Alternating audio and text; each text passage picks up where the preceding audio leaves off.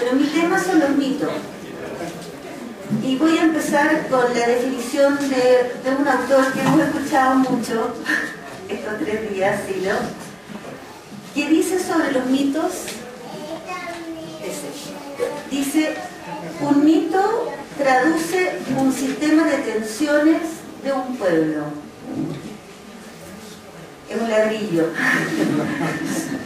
Un mito traduce un sistema de tensiones de un pueblo. Y eso es lo que vamos a estudiar.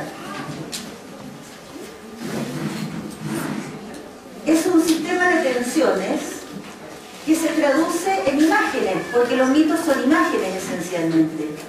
Y al plasmarse en imágenes, se convierten estas imágenes en fuerzas orientadoras de la actividad individual y colectiva. Entonces, esto es válido, esta definición es válida tanto para individuos como para conjuntos humanos. Y para entenderlo, y a instancia de la Rosita que me dijo, yo no entiendo los mitos, así que explícame cómo quiero que es un mito. Voy a hacer un rodeo y vamos a tratar de entenderlo a nivel de individuo. Entonces vamos a hacer un ejercicio que yo también quisiera que me acompañen en ese ejercicio para que podamos profundizar en conjunto. Y es el siguiente. Si uno quisiera fijar su atención, por ejemplo, en esta conversación que estamos teniendo, si uno quisiera fijar su atención en algunos minutos, rápidamente se da cuenta que es muy difícil tener una atención pura, porque esta acción de atender está interrumpida continuamente por imágenes que pasan por nuestra cabeza. Tratan de atender, tratan de escucharme y hay imágenes que pasan. Así que esta acción es interrumpida continuamente por ensueños, por imágenes que pasan por nuestra mente. Si empezamos a observar esos ensueños, van a ver que algunos de ellos tienen un carácter pasajero o situacional y que pueden compensar la situación inmediata en la que estoy sometida a ciertas presiones. Por ejemplo, un vaso de agua que compensa tengo sed, ¿no? Hay calor en la sala, tengo sed, es una presión. Mi cuerpo está sometido a tensiones y tengo una imagen, voy a ir a buscar una bebida. O voy a ir a buscar un café porque quiero despertarme un poco, quiero despejarme, acabo de almorzar. Hay imágenes situacionales que me interrumpen. Pero si seguimos observando los ensueños, hay algunos ensueños que tienen mayor fijeza, que aparecen más repetidamente y que además a veces algunas imágenes denotan un mismo clima mental, una misma emocionalidad. Son imágenes que aparecen de nuevo y de nuevo, aunque hayamos cambiado de situación. Ahora ya no estoy acá, ahora estoy en Cochabamba, pero siguen apareciéndome ciertos climas mentales y ciertas imágenes aparejadas. Entonces podemos decir que hay un núcleo fijo que dispara imágenes o ensueños en cada individuo. Y esas imágenes nos van orientando, aunque uno mismo no advierta esas imágenes. Uno va donde la imagen te dirige, pero uno no necesariamente ve que hay imágenes que se repiten. Así que dicho más simplemente, hay un núcleo fijo en cada uno que se manifiesta con imágenes compensatorias. Pero en este caso no es una situación, no es una situación situacional en que tengo sed y me aparece un vaso de agua, sino que es un núcleo fijo emocional que va disparando imágenes que lo compensan continuamente. Las imágenes tienen una función, tienen una propiedad que es orientar al cuerpo las actividades en una determinada dirección. Y la conciencia, ya hemos hablado de la conciencia, así que no vamos a volver a una definición de la conciencia, pero la conciencia no advierte lo que sucede con esas imágenes que guían las actividades, porque este núcleo no se visualiza, se lo experimenta como clima mental.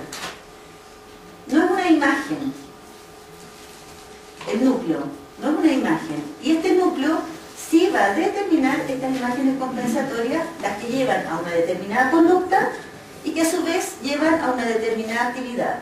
La conducta lleva a una actividad. Ejemplo, ahí estamos. Acá tenemos distintos ejemplos de núcleo. Hay muchos más, pero bueno, tomé estos tres que los voy a después desarrollar en la segunda parte también. Núcleo, temor al futuro. ¿Alguien siente eso? ¿Temor al futuro? Inseguridad, otro tipo de emoción, de inseguridad, desorientación. ¿Se pueden reconocer? ¿Ah? La sentimos varias veces, a veces varias veces en el día. Imágenes compensatorias a un núcleo de este tipo. Si tomamos el temor al futuro, una imagen compensatoria, pueden haber muchas, pueden haber imágenes compensatorias por individuos. Una imagen compensatoria, generar mucho dinero para asegurar mi futuro. Tengo un futuro incierto y el dinero podría asegurarme esta situación y dejarme más tranquilo. Conducta asociada a la imagen es, por ejemplo, desproporcionar mi tiempo en la pega, mi tiempo en relación a la amistad, a la familia, o por ejemplo, estar continuamente pensando en un rédito financiero en cualquier tipo de situación en que me encuentro. Son distintas conductas. ¿Ah? En una estoy desproporcionando mi situación de vida y en otra estoy siempre con el tema. Aunque esté en una situación afectiva, estoy aumentando en rentabilidad. Y pueden haber otras conductas.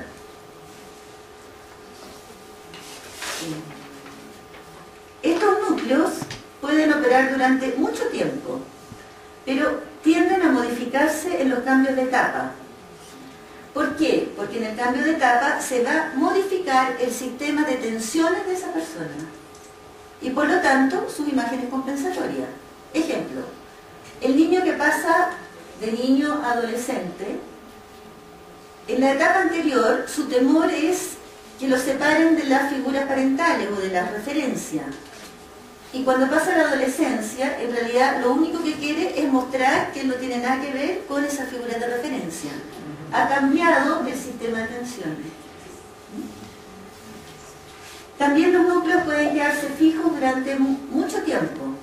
Por ejemplo, una persona puede quedarse fijada en un clima infantil de temores y va a tener durante 30, 40 años imágenes compensatorias a ese temor de infancia. Y probablemente tenga conductas asociadas a ese clima infantil. Así que puede que cambie y de repente quedan fijos. Entonces, esas imágenes compensatorias al núcleo, en un individuo, también se reproducen a nivel social. Y ahí entramos entonces en nuestro tema. Entonces volvemos a lo que comentamos al inicio. Un mito traduce un sistema de tensiones de un pueblo. En momentos de crisis social, por ejemplo, en que todo parece caerse, en que no hay referencias claras, las imágenes compensatorias de todo un pueblo pueden ser de tipo posesiva, de adquisición, como una forma de compensar con algo permanente ese clima de inestabilidad y de caos. Entonces, bien podría plasmarse el mito del dinero. ¿Alguien le suena?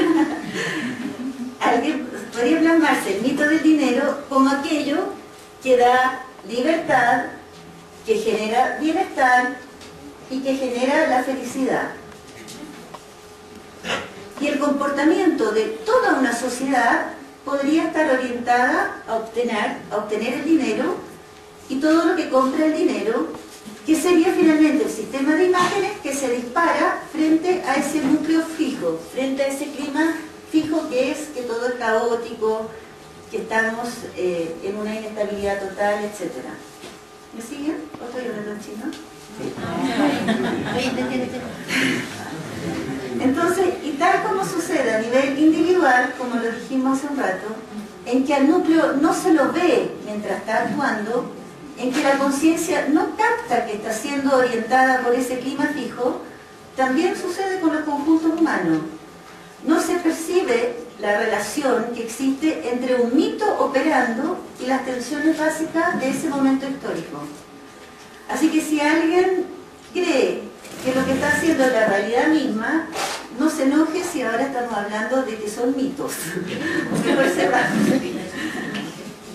Habiendo esclarecido entonces la forma de operar del mito desde esta mirada de Silo, esto es, son elementos que se trabajan en esta visión de Silo, está claro que tenemos mitos y mitos. Así que vamos a ver lo que son estos mitos. Hay mitos colectivos que perduran una década, 30 años, 40 años, compensando una etapa de dificultad específica, y luego se adscriben al mito o a los mitos más antiguos que estaban operando en el trasfondo de ese mito específico, o modifican mitos o generan nuevos mitos. Para dar un ejemplo, el mito del self-made man, del hombre exitoso, del hombre que parte desde cero, pobre, sin ningún peso y termina siendo un súper exitoso, es un mito de algunas décadas. ¿Cuánto tendrá? ¿30 años? ¿40 años? ¿Cuánto va a durar? No, un mito que va a durar 2000 años, ¿cierto? Pero es una imagen orientadora de conducta. O sea, pueden observar cómo acá un mito orienta conductas y lleva hacia el mundo. Voy a volver sobre este mito más tarde en comparación con otro.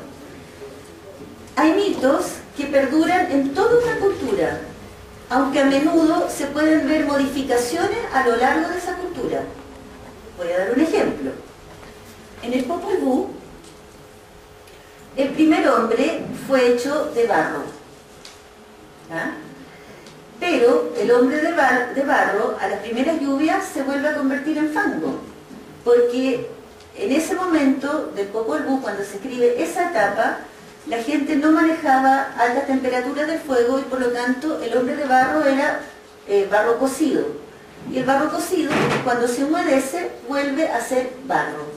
Entonces el hombre de barro, que tenía consistencia con el agua, se disuelve y se transforma en barro. Entonces, habiendo fracasado en su intento, los creadores empiezan a buscar otra materia prima y hacen los hombres de madera. Pero los hombres de madera son muy duros, son insensibles, golpean su entorno y no adoran y no invocan a sus creadores. Entonces el proceso cultural lleva a los creadores al hombre de maíz. Y el hombre de maíz sí sabe venerar y reconocer a sus creadores. Entonces es probable que en estos cambios, acá vemos un mito que evolúa, que se desarrolla a lo largo de una cultura, que se lo ve en el Popol Vuh. Entonces es probable que estos cambios, esta evolución del hombre del Popol Vuh, corresponda a un sistema de tensiones ligado a una pregunta bastante universal, que la tenemos hasta hoy, que es ¿quiénes somos? ¿De dónde venimos? ¿Hacia dónde vamos? Y la respuesta, en este caso del Popol Vuh, va variando según la tecnología que ellos van desarrollando. Lo que está muy bien descrito en el tipo de material en que está hecho el hombre. O sea, primero manejan el barro cocido, después manejan la madera y después llegan a la tecnología del maíz, que uno podría imaginar que resuelve las tensiones básicas de una tribu, porque el grano se lo puede guardar. Bueno, ahí partimos en interpretaciones, pero el hecho descriptivo es que va variando la tecnología, por lo tanto va variando el sistema de tensiones y por lo tanto va variando el tipo de imágenes que se va plasmando en el mito y que va cambiando a lo largo de una cultura, ¿cierto? Otro ejemplo de mito que se transforma a lo largo de una cultura es el mito de Prometeo. Prometeo es un titán, o sea, es de los dioses que son anteriores a los olímpicos, que son estos brillantes griegos. Y este titán le roba el fuego a los dioses, se lo roba, porque el fuego era de los dioses, estaba en el cielo, y se lo entrega como un don a los hombres. Y en este mito queda claro que el fuego es tomado de la naturaleza, porque en la naturaleza está el fuego, está en los meteoritos, está en el rayo, está en la lava volcánica. Entonces acá se conocen los beneficios del fuego. El hombre, el ser humano conoce los beneficios, pero no tiene manejo del fuego, no sabe producir fuego. Es algo que pertenece a los dioses. Y Prometeo lo roba, el fuego destinado a los dioses. ¡Qué insolencia! ¡Qué atrevimiento! Él incurre en un acto de total rebeldía frente al orden natural establecido y será además castigado de por vida, porque de ahí el jefe, Zeus, lo encadena de por vida a una roca con un suplicio atroce, porque ha incurrido en este atrevimiento. Pero en un momento más tardío, mucho más tardío, en un momento mucho más tardío, Prometeo es el ente civilizador. Él le va a enseñar a los hombres a hacer ladrillos, a laburar la tierra, a construir naves, a transportarse. Entonces ahí ¿qué vemos? Ahí vemos que ya hay manejo del fuego. No necesitamos a un titán que se lo robe a los dioses, porque ya hay manejo, ya se sabe producir fuego. No hay necesidad de robarlo. Y entonces el desarrollo del mito de Prometeo es que es el ente civilizador. Ahí tenemos un prólogo, un diálogo muy lindo de Prometeo en Mitos Raíces Universales de Silo, en los mitos griegos. Él dice, él muestra todo lo que les enseña, ¿ah? Pero él ya no es el que roba, hay una modificación del mito. ¿Se entiende?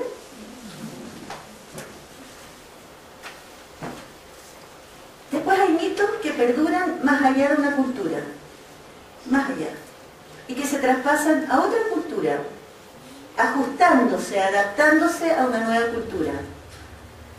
Hay mitos que logran llegar hasta el día de hoy, aunque se hayan generado hace 4.000, 5.000 años atrás.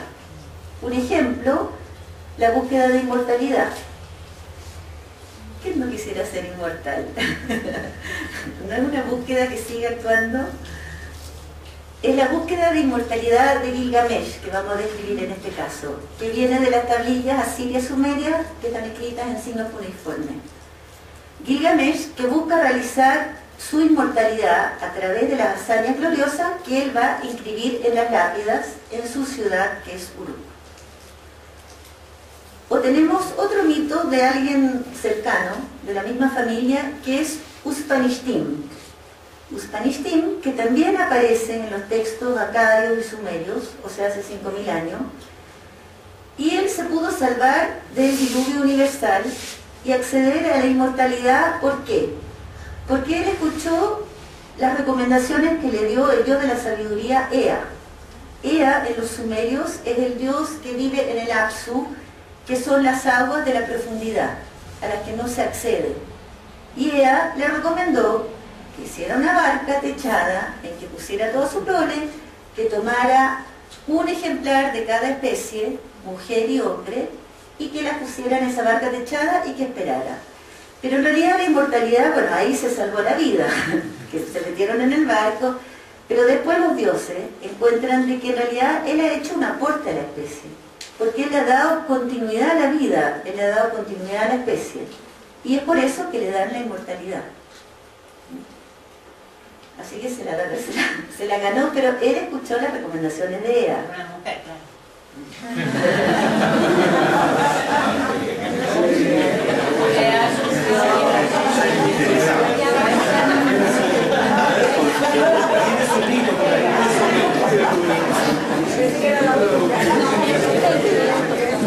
Es un mito.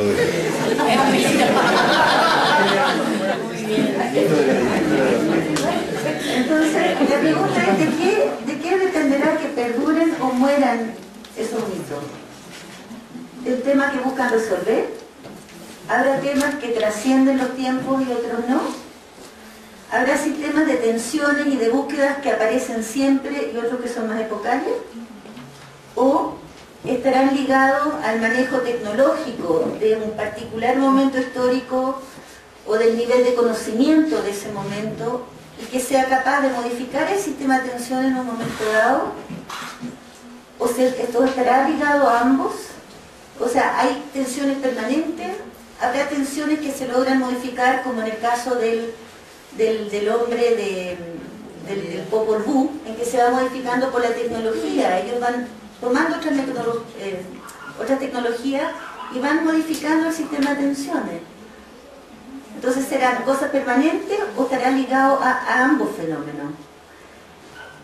Y mi hipótesis, no hay tanto material sobre esto, mi hipótesis es que no todos los mitos nacen de la misma profundidad. O mejor dicho, no todos los mitos responden al mismo nivel de necesidad. Hay necesidades que surgen de zonas más profundas y otras que surgen de zonas más periféricas. No es la misma necesidad que surge, por ejemplo, a raíz de un gran desequilibrio de la naturaleza, a la necesidad que surge en un cambio civilizatorio, aunque en ambos exista el temor frente a la muerte. O sea, el temor frente a la muerte está siempre, pero la situación puede ser distinta o vivida distinta si estamos frente a un gran terremoto, a un cambio de civilización. Para fundamentarlo, y apoyándome en Silo, diría que hay mitos que se construyen desde la racionalidad y que por lo tanto son bastante más periféricos. Por ejemplo, en lo que vimos en el mito del self-made man americano, responde más bien a la ley del más fuerte, a un mundo competitivo. Y es por lo tanto muy específico, muy epocal, muy racional frente a una situación dada. Y después están estos mitos que se construyen desde espacios más profundos, porque responden a un gran clamor, a una fuerte necesidad, ubicada más profundamente. Por ejemplo, los mitos que aparecen en los cambios civilizatorios, en que la conciencia se debate entre un pasado desgastado, fracasado, sin sentido, y la necesidad de abrir la mente hacia nuevas posibilidades. Imagínense el nivel de necesidad que puede haber en esa situación. Imagínense, el pasado está cerrado, porque está sin sentido, nada funciona, pero el futuro hay que arriesgarse a abrir posibilidades, y eso hace temblar a cualquiera. Imagínense la situación de inestabilidad que vive ese momento de civilización o de cultura. Es una tremenda necesidad que aparece ahí, casi de sobrevivencia, de continuidad de la especie.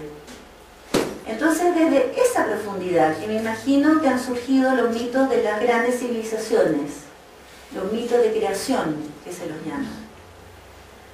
Así que vamos a tratar de meternos en esa situación mental. Vamos a tratar de imaginarnos a este antepasado nuestro, este hominida, saliendo casi del mono, apenas hiriéndose, en completa oscuridad en las noches, muerto de frío en el invierno, con las épocas glaciales que se le vienen encima, sigue muriéndose de frío de día y de noche, a merced de animales más grandes y hambrientos que él, y a punto de desaparecer como especie, en una desprotección total, y desde esa profundidad, que puedo imaginarme el surgimiento del mito de Prometeo, ese titán que roba el fuego. A este respecto, Silo comenta cuál es la esencia de los mitos, de los profundos, de los que perduran, y dice: estos se forman desde los espacios profundos y son la traducción de ese contacto con lo profundo. Le hemos dado varios nombres a esto de lo profundo, así que creo que entendemos de lo que estamos hablando, de un espacio profundo. Quiero contar otro mito que tiene claramente el sello de lo profundo y para un poco entender de lo que estamos hablando, que es un mito que aparece en muchas civilizaciones. Les voy a contar la fábula griega de Higinio. ¿Dónde está? A ver, pasa. Acá. La fábula griega de Higinio, en que la diosa Inquietud está sentada al borde de un río y empieza a darle forma al barro. Y resulta que Zeus pasa por ahí y se muestra muy interesado por esta figura de barro. Y él le dice a la diosa, le dice: pero es solo fango, pero parecen pedir un espíritu. ¿Por qué no las animas? Y ella responde: yo, por la época que me toca vivir, los griegos, ya no tengo ese poder. La diosa madre sí lo tenía. Yo ya no tengo ese poder, pero tú sí lo tienes. ¿Por qué no animas esas figuras? Así que Zeus, primero dudoso, pero atraído por esa figura, termina poniéndole sus manos sobre la cabeza y las anima con su calor. Y las figuras de pronto comenzaron a respirar, a animarse. Anima. Estábamos con la conferencia anterior con el ánima. Otro ejemplo similar está en el mito conocido como Atrabasis, que es anterior a los griegos, y aquí es la diosa madre Aruru. Ella es asiria babilónica, que está modelando el barro, que está mezclando este barro con la sangre del cuerpo de dios Hue, que fue sacrificado, y forma el primer hombre, sobre el cual ella sopla y le da el aliento de la vida. Eso lo pueden encontrar en la tablilla 1, columna 4.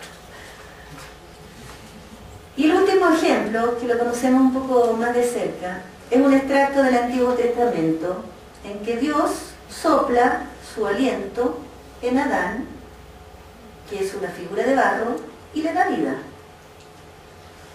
Lo que quiero mostrar es que hay mitos ligados a lo profundo, que además lo expresan casi, y que surgen desde el espacio.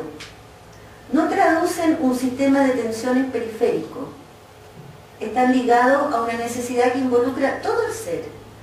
Y además se expresan en distintos momentos históricos, en lugares distintos y en civilizaciones que no siempre estaban conectadas.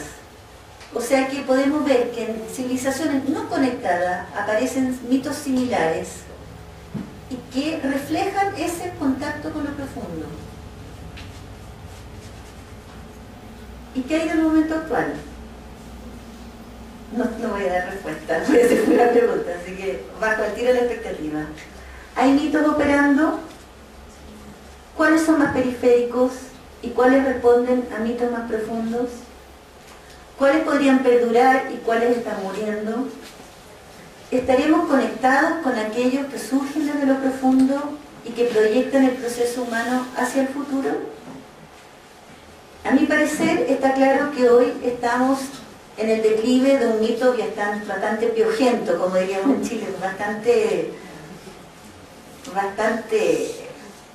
malo, que es, o sea, el mito del dinero, que es una poca cosa, una poca monta.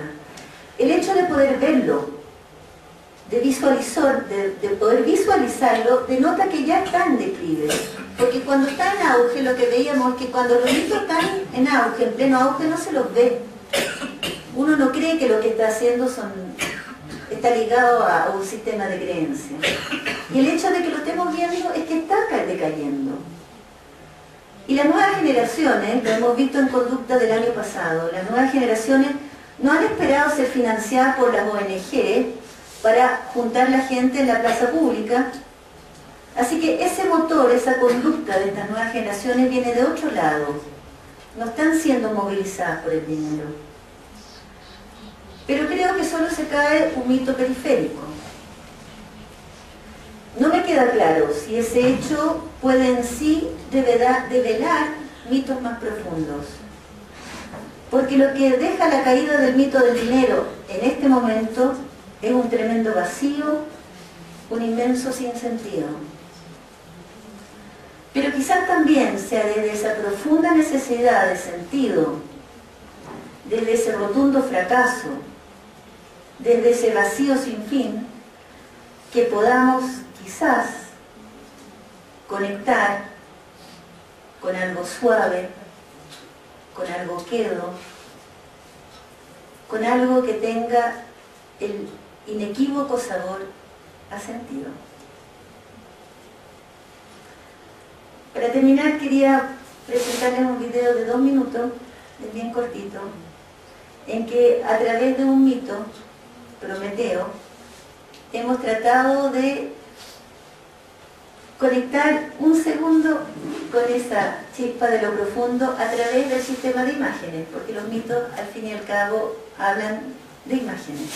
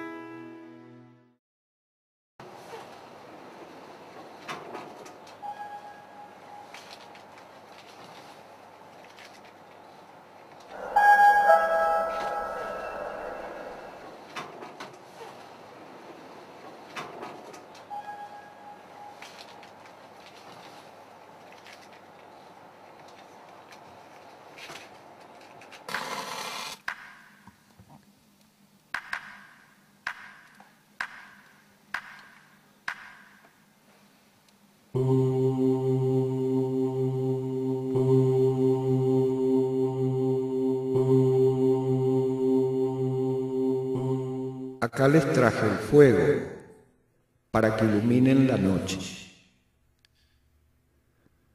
Es fuego sagrado porque era de los dioses y lo robé para ustedes,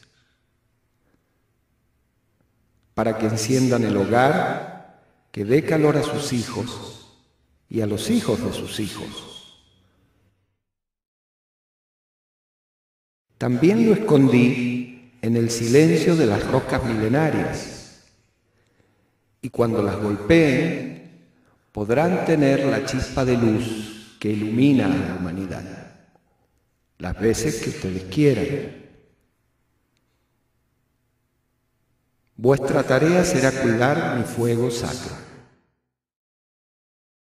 Serán cientos de miles de años conociendo, amando,